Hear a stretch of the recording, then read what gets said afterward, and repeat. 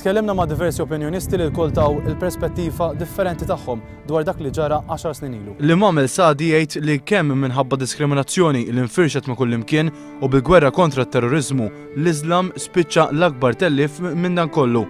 Iżda nfakru li t-terroristi qalu li użaw l-istess reliġjoni Iżlamika bħala motivazzjoni.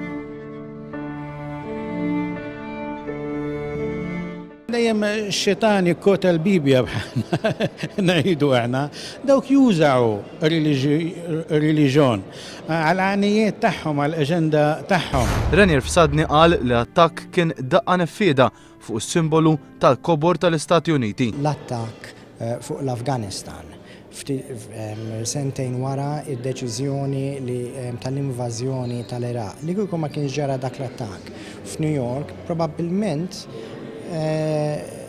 dawk id-deċiżjonijiet ma kinux jittieħdu bl-istess mod li ttieħdu, jista' jkun ma kienu jittieħdu xejn. U skont Dr. George Vella kien kważi mnalla li l-Amerikani aġixxew hekk. Irdu ngħidu wkoll li kieku ma kienx l-Amerika ħadet daqshekk miżuri b'sif daqqa waħda, ħadd ma kien jaf x'kien jista' jiġri iktar qudiem. Alex Farrugia mbagħad jitfa' dawl fuq effett qawwi ieħor iż-żieda għal uħud żejda fis-sigurtà b'kameras ma' kullimkien. In-narrattiva li qegħdin ningħataw hija li dawn huma affarijiet illi jgħinuna biex inżommu aktar sigurtà.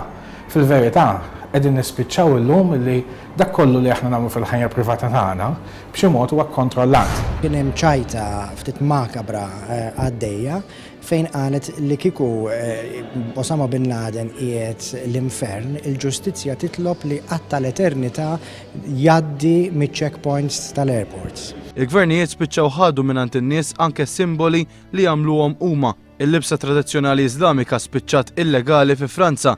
Individwi u soċjetajiet batew ukoll minn dawk li għalihom kienu nofs veritajiet mill-gvern ta' Bush. Nies li ħaduha bi kbira u issa tilfu l-fiduċja fis-sistema.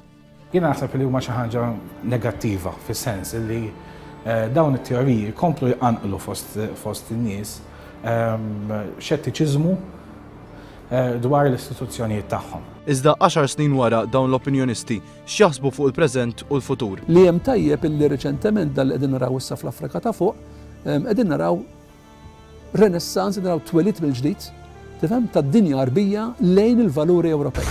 L-ħsebijiet ekstremiżmi li jeżistu fil-kurrikulum ta' ċertu skejjel, l-kutba ta' l-ħseb reliġjużi li fihom dak l-ekstremizmu naħħuhom. Tajba Taylor imniżla bħala fost l-iktar 500 Musulman influenti fid-dinja ma semmix l-effetti u tiffoka biss fuq is-soluzzjonijiet. Jesus said, "Love your enemies." It's easy to love your friends. It's not easy to love your enemies. From the Muslim perspective, we're taught you are not a true believer until you want for someone else what you want for yourself.